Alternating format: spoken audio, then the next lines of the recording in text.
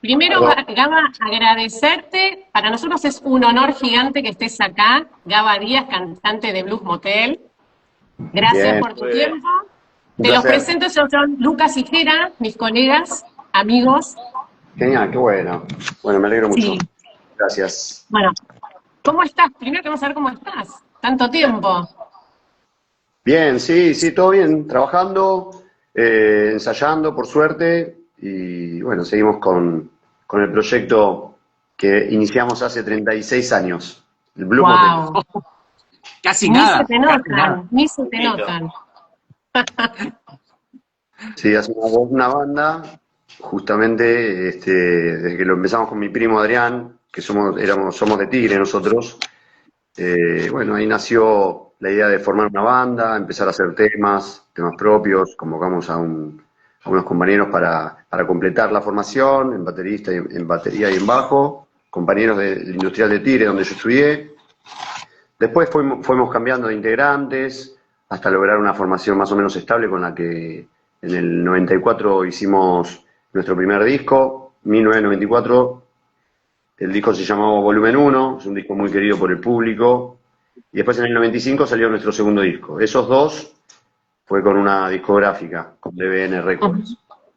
Era una buena época de la banda. Y bueno, y después decidimos, por varias razones, cambiarnos de discográfica. Hicimos un tercer disco, que fue como un disco bisagra artísticamente hablando. Dejamos un poco las influencias notorias del rock más de los Stones, ¿no? Dejamos de hacer un poco de Ujú. eso y nos volcamos a meter unos ritmos más duros, más crudos, más distorsionados. Ese disco salió en el 98, se llama Un tajo en la oreja. Más rockero, ¿no? Más rockero Sí. fuerte. Y después de ese disco emprendimos la carrera, digamos, independiente. Nos desvinculamos de otra discográfica con la que habíamos hecho ese tercer disco y después seguimos nuestra etapa independiente desde aquel año, creo que fue 99, ponele, 98, 99, sí. Gaba, y te hago una consulta, volviendo, ¿no? A 1988, ¿cuál fue, o sea, esa chispita, esa idea de decir, ¿de a quién se le ocurrió, vamos a hacer una banda? Bueno, yo ya tenía todo un historial desde los 11 años o 10 que aprendí a tocar la guitarra criolla, justamente en un instituto de folclórico que era de los papás de Adrián, de mi primo. Yo iba ahí a estudiar guitarra, pero paralelamente, ni bien ya tenía una carpetita con un repertorio de canciones, que las sacaba sobre todo de canciones populares, no folclóricas, de las revistas Toco y Canto, me acuerdo. Paralelamente yo iba a los viajes que organizaba mi papá, que es profe de educación física, y hacía viajes de campamento a todas partes del país con grupos de cualquier edad, ¿no? De primaria, de secundaria, terciario, del profesorado de educación física. No sé, por ejemplo, íbamos en tren, 2 días viajando en tren hasta el sur, hasta Esquel, hasta Bariloche, a plantas del Ministerio de Educación. Ahí hacíamos 15 días de estadía en cada uno de esos campamentos, también en Córdoba o en Catamarca, y yo siempre me llevaba la guitarra criolla. Y ahí como que descubrí Ujú. que tenía, ya sea tocar en el tren, en el vagón para los acampantes que íbamos en ese entonces, o mismo en los fogones o en cualquier tiempo libre del campamento, yo sentía que era, tenía esa chispa para reunir y que todos me escuchen y se prendían cantando, el típico fogón, cancionero de fogón. Eh, y eso no lo dejé de hacer nunca, por suerte. Bueno, y cuando me llegó la etapa de decir, me compro una guitarra eléctrica y me junto con mi primo, era como que fue un paso obligado, ¿no? Yo también en el colegio secundario me acuerdo que era el que se paraba arriba de los bancos e imitaba a todos los cantantes y mis compañeros varones éramos todos varones, no había ninguna chica, así que nos divertíamos de esa manera, haciendo boludeces, payasadas, y yo Qué lindo. me pedían que imite, no sé, a David Lebón, a Robert Plant, a Mick Jagger, y hacía todas las imitaciones para pasarlo un poco bien. Bien. Vos hablabas recién de que tocabas la guitarra, imitabas a Mick Jagger, entre esas cosas. Hoy 2 de julio se cumplen años del lanzamiento de Aftermatch, el disco de los Rolling Stones del año 1966, que junto a Mick Jagger, a Keith Richards, a Charlie Watts y Bill Wyman, estaba ahí Brian Jones, que me dijeron por ahí, leí por ahí también, que eres tu Rolling Stone favorito. Sí, es cierto, esos primeros discos, la primera etapa fundacional de los Stones fue con Brian Jones como líder, ¿no? Como uno de los líderes que trajo en esa primera etapa todas las influencias del blues norteamericano, del rhythm and blues, como otras bandas también, como les pasó a los Who, bueno, a los Animals, a miles de bandas también, a los Kings, que reflotaron un poco la corriente de bluesera de los Estados Unidos, blueseros como Muddy Waters y otros más. Y bueno, nosotros, no es que es el músico preferido, es que un poco en la movida Stone Argentina, allá por el 86, 87, no sé, época del disco, o antes también, a partir de que salió Start Me Up, por decirte algo, ¿no? El disco Tattoo You, si no me equivoco, se generó una movida rollinga más focalizada en esa etapa del guitarrista Ron Wood, ¿viste? Que fue el tercer guitarrista de los Stones, la tercera formación.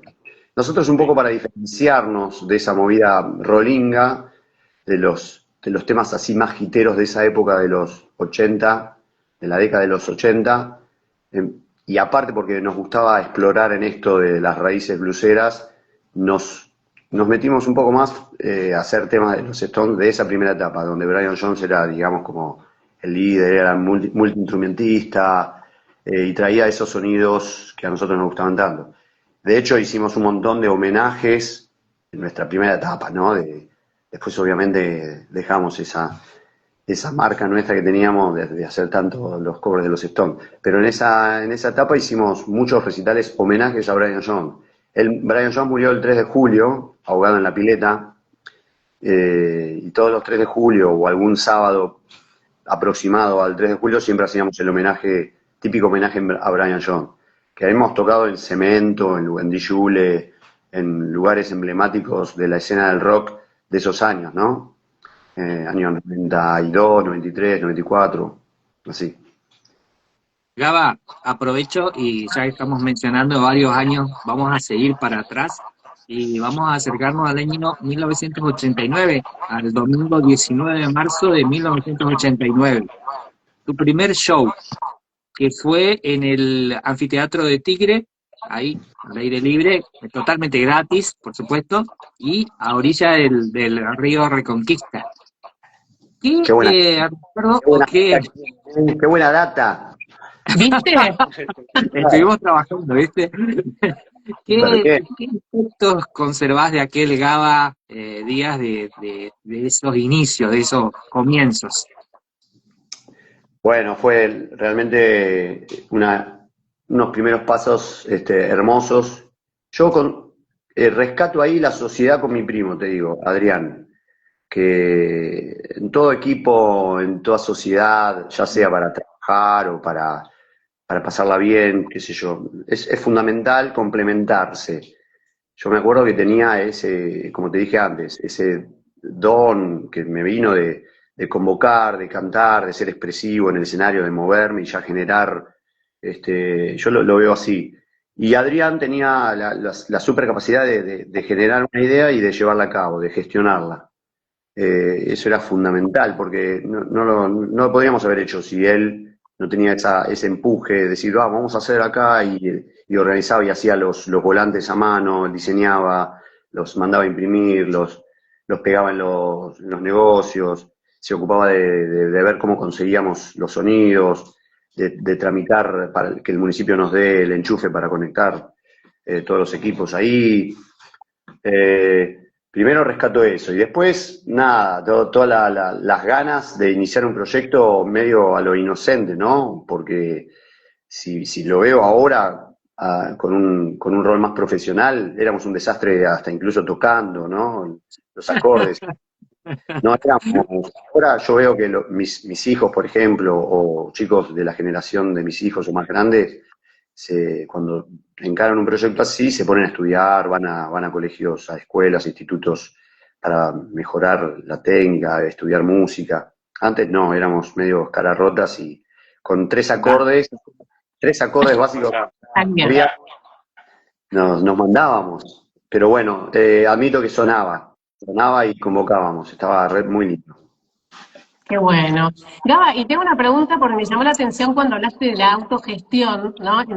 Hoy en día la palabra autogestión está muy de moda, de hecho, todos de alguna manera nos tenemos que autogestionar, cómo está todo. Pero como en el 2001, hace tanto tiempo, y ustedes ya con una productora y todo, deciden, bueno, no, salimos de acá. O sea, ¿por qué? ¿Cuál fue la decisión que llevó a renunciar a la productora para autogestionarse? Sí, fue que quizás no teníamos un manager que entienda bien el mecanismo comercial de las productoras.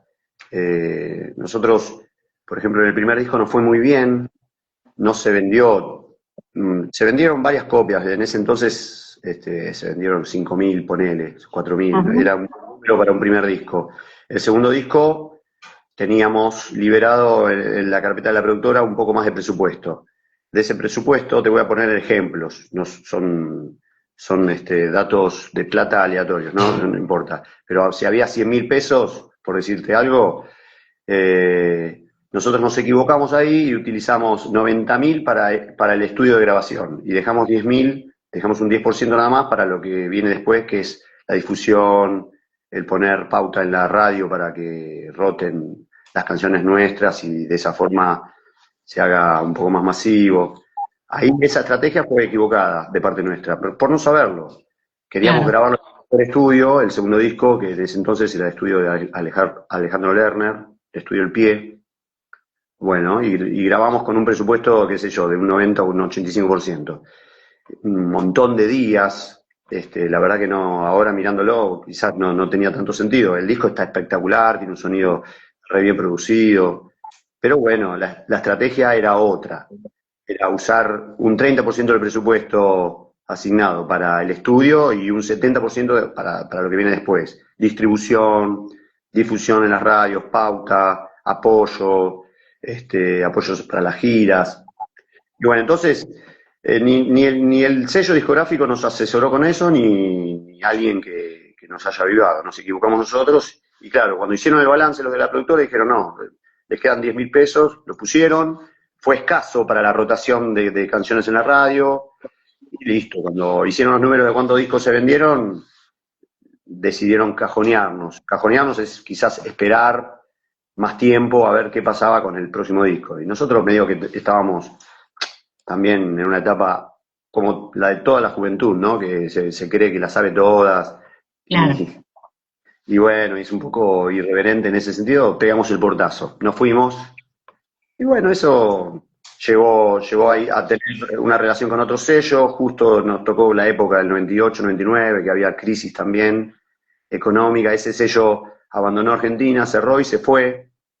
Y después nos quedamos solos y dijimos, che, bueno, basta, estamos cansados. Ya sabíamos que una discográfica te marca los tiempos, te marca los ritmos, las pautas, te dice hasta qué tema sale en difusión, te hace tocar en giras, no te respeta la idea por ahí que teníamos nosotros de grabar un disco por año. La discográfica te dice, no, todavía no graben, todavía hay que seguir apoyando el primer el disco, etcétera. Miles de cosas que en ese entonces nosotros preferimos hacer la autogestión. Claro. Pero bueno, seguir ese camino tuvo cosas lindas, obviamente no llegamos a lograr una masividad, ya un poco lo sabíamos, pero tiene sus ventajas también, ¿no? Que te manejás con libertad, pudimos todos también equilibrar la vida familiar, armando todos una buena familia, tener otros trabajos, que eso también está bueno. A veces meter el pie o la pata en otra realidad. Perfecto. Hay que entender que el rock and roll, las giras, la noche, los roces entre compañeros, incluso, generan cosas así que no son tan lindas. Así que bueno, un balance me parece que está bueno. Qué bien. Gaba, desde esa experiencia de haber pasado por sellos discográficos a la autogestión, a aparecer en un documental de los Rolling Stones, de Olé Olé Olé.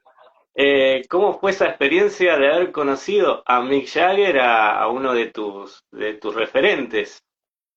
Fue increíble, fue nuestro momento, digamos, de gloria, el- uno de los momentos máximos, que lo más lindo es que lo pudimos compartir con la familia, con amigos, con los seguidores nuestros.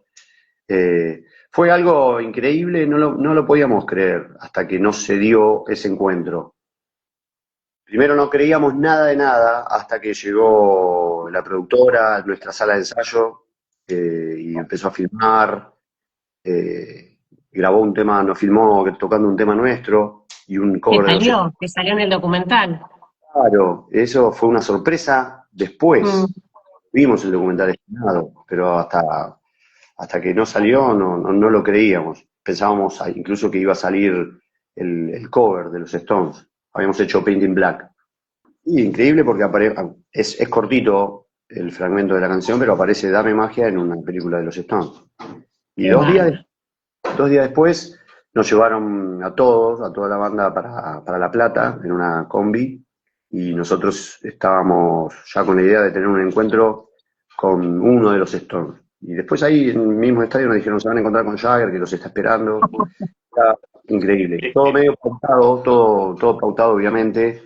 Había que actuarlo, había que actuar que entrábamos por un pasillo, tocábamos la puerta, tal cual como sale ahí en la película.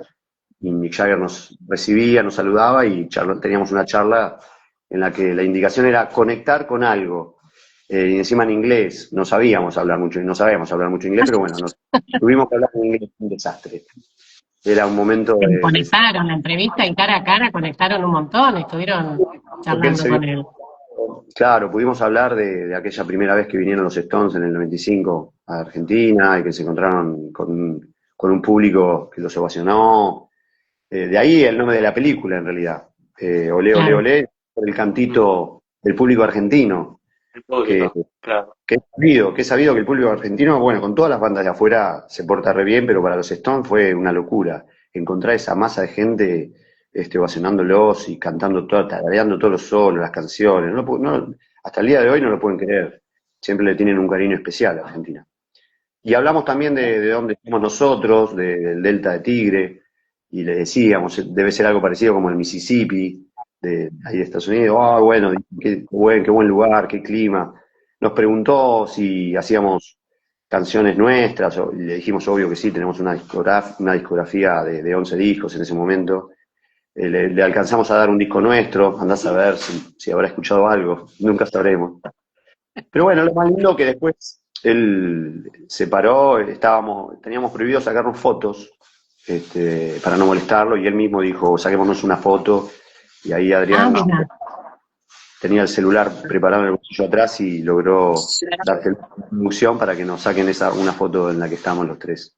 Hermoso. Ya eran como hermanos en ese momento, Gaba, ya está, ya dijiste vos, ya está, nos sacamos una foto, listo, venite a comer el domingo a casa, una cosa así. Una cosa, sí, increíble. Y bueno, y fue todo un año o quizás un poquito menos, de esperar y no poder contarlo, ¿viste? De no poder contar, che, estuvimos con Mick Jagger, no creíamos que iba a salir todo eso. O sea, está bien, una cosa, vos sabés que cuando filman material para un documental, filman un montón de material que después queda sobrante, ¿viste? Cuando el momento que editan. Y bueno, después nos dimos cuenta que sí, que salió y salió todo eso que está, ahí recién empezamos a contarlo y a sacar chapa y a estar orgullosos de lo que habíamos logrado.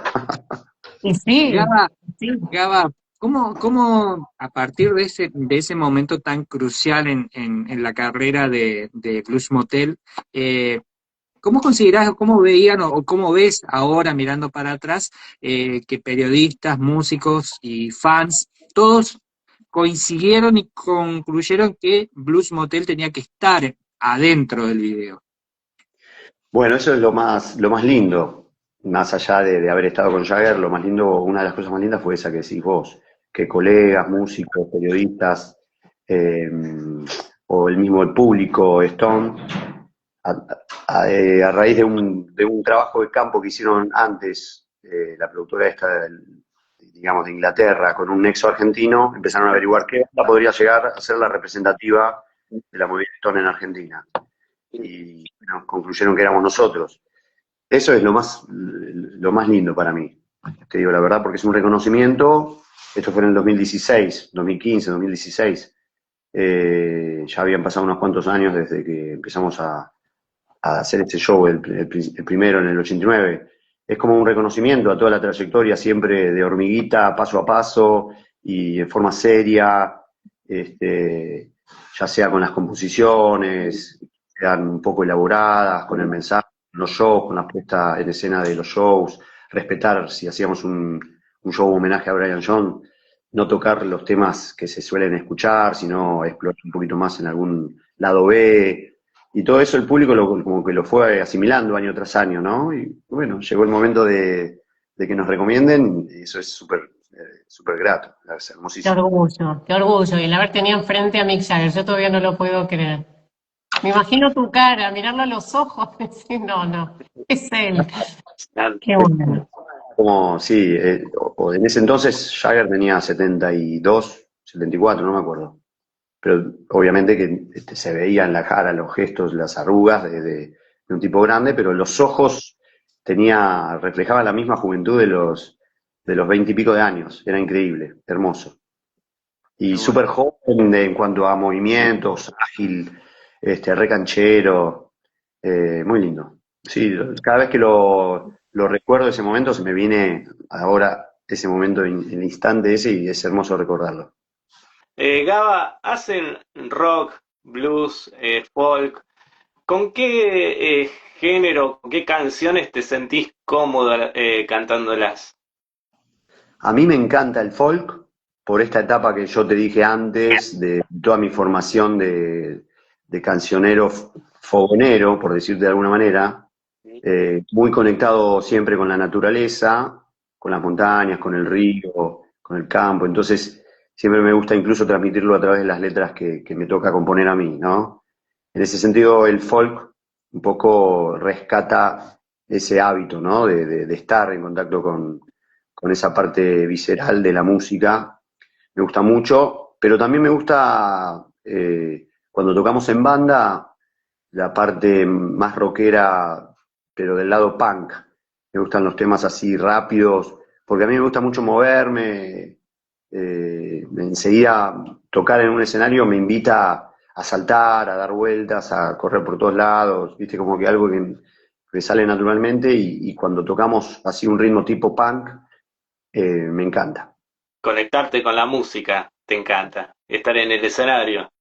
Sí, sí, ni hablar. Sí, sí, cuando no estamos tocando muy seguido, ya me agarra una cosa de abstinencia que me empiezo a poner nervioso. Con la banda, ¿tienen con otras bandas también del estilo Stone? ¿O suponete Ratones Paranoicos o Juanse o demás? Sí, de la movida nuestra nos conocemos con casi todos los que iniciamos esta corriente. Menos con Juanse, con el resto de los ratones sí, hemos tocado juntos también, yo toqué junto con ellos en otros proyectos, con Memi, con Sarco y con Roy. Y después con músicos también que iniciamos el mismo año, por ejemplo, Los Jóvenes Porrioseros o Los Viejas Locas, somos muy amigos de Fachi. eh, y bueno, y después con otras bandas, también independientes, que son de la zona de, no sé, Los Venáticos, o de Rocas Viejas, que son de Avellaneda, o Gente de la Plata como Cabeza de Cabra, o ¿cómo se llaman? Bueno, Pocas Nueces. Hay varias bandas con las que somos amigos y a veces tocamos juntos. Pero sí, sí, siempre, después de tantos años, uno obviamente hace relaciones y buenas migas con músicos y con los Heroicos, obviamente, que Ah, claro. hicimos carrera paralela. Bueno, lamentablemente se fue Fer Pita el año pasado, pero seguimos estando juntos en los proyectos que hagan. Gaba, a mí me interesa siempre conocer un poco también la parte del personaje de la persona, ¿sí? En este caso me encantaría que me cuentes cuáles son las similitudes o qué tenés en común entre el Gaba artista y el Gaba Díaz de la vida cotidiana, de la vida normal, el que se junta con la familia o los amigos a comer un asado, a compartir unas empanadas, un buen vino y charlar de la vida. Bueno, ¿qué tengo en común? Es las ganas de estar siempre llamando la atención, eso, de alguna manera, ya sea en las reuniones, no soy de esos que me quedo calladito y paso desapercibido, o haciendo chistes. Yo. Bueno, en el escenario pasa lo mismo, por eso ocupé ese rol de, digamos, de frontman. Pero también me interesa, yo cuando salgo del escenario me gusta mucho hablar con los seguidores, ellos lo saben, que siempre me acerco, he entablado amistad con muchos, también los tengo agendados acá en el celular y todos los que me escriben trato de estar atentos y de escucharlos y de responder, o de entablar una conversación por chat. Y bueno, pasa también con la familia, obviamente, ¿no? De tratar de cumplir el rol que me ocupa de padre, ya sea, o de un marido, o de hijo. Obviamente se me escapan varias cosas, pero bueno, trato de cumplir con todo, ¿no? Y en lo laboral también, en el terreno laboral, vos sabés que Lali sabe más que nadie que fuimos compañeros, una etapa hermosa, ahí en uno de los colegios, y, y también a veces pasaba Lali que las clases, cuando me ponía la guitarra y me ponía a tocar frente a los chiquitos de jardín, casi que no hay diferencia entre tocar ante un público en un show de Blue Motel o tocar ante los nenitos, ¿viste? ¿Sabés que iba a decir eso, Gaba? Porque siempre con mis compañeras decíamos eso. Gaba le pone la misma pasión arriba del escenario que estando en una ronda con 15 chiquitos de 2, 3, 4, 5 años, exactamente la misma pasión. Era lo que, aparte de lo buena persona que es, siempre ayudando al otro, siempre estando, la misma pasión en el escenario, tal cual te describiste, que estando dando una clase para los chiquitos. Qué buena. Sí, sí, me encanta. Y bueno, sigo laburando, por suerte, no sé hasta que el cuerpo me dé, porque se necesita poner mucho cuerpo, pero es lindo. Es lindo el cariño que te hacen los fans cuando te aplauden tema a tema en los shows, o cuando te dan un abrazo, o quieren sacarse una foto después del show, abajo del escenario. Y es hermoso también cuando entras a una sala y todos vienen y te gritan y te quieren dar un abrazo y ves las sonrisas. Es muy lindo, la verdad que estoy muy agradecido. Hemos actuado juntos con Gaba, hemos hecho obras de teatro infantiles, con Gaba. Gracias. Sí, Mirá, Gaba Qué de bueno. duende, mirá. bueno, no entremos tanto detalle, Lali, por favor. Hay fotos, hay fotos. Fotos y Gaba, yo te voy a pedir un mensaje para los músicos que están iniciando y también una reflexión de todos estos años de carrera con la banda y con enfrentando al público, grabando. Es una reflexión de todo este camino recorrido.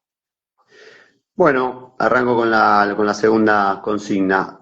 Todo este camino recorrido obviamente se hace por tener un buen vínculo con los amigos de la banda, por respetarnos, obviamente entendiendo las diferencias que tenemos cada uno de encarar las cosas, pero sobre todo respetando, cosa que ahora es cada vez más difícil, ¿no? Respetarnos en las diferencias se hace casi imposible.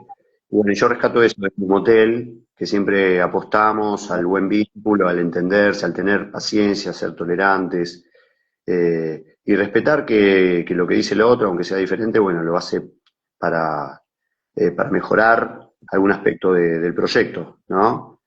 Entonces, sobre todo paciencia y dejar que si hay algún problema o sucedió, no sé, alguna controversia, bueno, esperar que las aguas se calmen y después encararlo con más tranquilidad. Esa es la clave. Y generar lindos momentos más allá de lo laboral, ¿no? Generar encuentros, almuerzos, cenas con la familia, asados. Es súper lindo eso, mantener ese vínculo con amigos, que muchos lo hacen en grupos de, no sé, de ir a jugar al fútbol o de ir a jugar al pádel. o salir a andar en bicicleta. Bueno, a nosotros nos tocó con la banda. Ya sé que es algo más profesional, pero bueno, nos permitimos que esa carrera independiente nos dio la posibilidad de también tenerlo como un hobby, ¿no? Por decirlo de alguna manera. Pero hoy la realidad musical y el que haya tantas bandas te ofrece dos caminos, o hacer el camino que hicimos nosotros, así medio visceral, y salir a tocar con lo poco que uno tiene, pero apostando a la escena, a moverse en el escenario, a generar energía, o también prepararse, estudiar mucho, armarse de profesionalidad para poder competir con ese otro aspecto, ¿no? Hay dos opciones en ese sentido. Y después yo revalorizo mucho la decisión de hacerlo en equipo, como que sigo insistiendo en eso. Juntarse o con productores o con amigos y dividirse los roles, me parece que es importante, no querer asumir todo uno porque no somos completos, nadie es completo tratando de abarcar todos los roles, me refiero a lo que es la producción, la composición, la escena en el escenario, el vestuario, la difusión, el manejo de las redes, el manejo de la prensa, el gestar nuevos proyectos. Entonces, es bueno por lo menos hacerlo en sociedad. Así que bueno, esa es mi reflexión, mi consejo. Gaba, bueno, estabas hablando de manejo de redes, manejo de internet, de prensa, y ya el futuro se nos viene encima, a vos, a mí, a Luca, a Lali, a todos. Me encantaría saber alguna primicia o algún proyecto nuevito que tengamos ahí en la gatera para salir y para que, bueno, que nuestra audiencia de Vértice Noticias se entere primero con vos. Sí, bueno, tenemos un lindo proyecto que lo gestamos a principio de año. El plan era grabar un disco en vivo, que nunca lo habíamos hecho en vivo con público. Sí lo hicimos en un estudio de grabación. Fuimos todos a un estudio y la primicia era grabar en vivo, todos al mismo tiempo, no como se suele hacer, que primero se graba la batería o el bajo, después el teclado, después la guitarra, después se agregan las voces. No grabar por etapas, sino grabar en vivo. Y no solo eso, sino que lo hicimos en 2 tomas o 3 tomas y rescatarla mejor, pero la mezcla también, la mezcla que se hace desde consola, sacarla en el mismo momento y no retocar nada después, ni de la mezcla, ni de los volúmenes, ni de los paneos, ni de los planos, ni de los efectos, ni de las sobregrabaciones. Esa fue la primicia de ese disco que sacamos Símil Vivo, ¿no? Que fue en el año 2011, se llama ¿Cómo no vas a querer? Como no habíamos hecho un vivo posta nunca en nuestra carrera, el plan de este año era eso, grabar un disco en vivo en 2 fechas que estaban programadas para mayo, pero las tuvimos que suspender porque Adrián, nuestro guitarrista, se enfermó y las reprogramamos ahora para fin de agosto, el 28 y el 30 de agosto. Así que es en el César Richard, es un centro cultural lindísimo, chiquito, que al lado tiene una disquería, y tiene un buen escenario con fierros, se le dice fierro a las máquinas que tiene para grabar, ¿no? Que a nosotros nos gusta prestarle mucha atención a eso, a qué hay de procesadores y de compresores y de micrófonos, para que el sonido salga bien cálido. Así que ese es el plan, ese es el proyecto. ¡Wow! Primicia. Sí. Muy bien. Y ahí después se hace una selección de los temas que quedaron, ojalá que sea la mayoría de los temas que tocamos ahí, se hará una selección para sacar un disco en vivo. No, Gaba, agradecerte por tu tiempo, como siempre. Bueno, que yo lo conozco, entonces es sumamente generoso siempre. Y feliz con los consejos que les das a estos chicos que están empezando y que, bueno, les diste la opción de 2 caminos, te preguntaría por cuál es primero. Pero, ¿cómo se llama? Agradecerte y todo lo que lograron en estos años es admirable. Bueno, yo los admiro muchísimo y nada, y gracias por todo siempre. Bueno, muy agradecido también, gracias por la invitación y de formar parte de Vértice y de la producción esta, así que contento y por haber hecho comunicarme con los seguidores de Bloom Hotel y con amigos y eso. Muchas gracias. Estaban ansiosos por verte. Gaba, muchas gracias, un beso gigante. Y éxitos para todo lo que viene. Vale, Genial. gracias. Besos. Gracias. Chao, chao.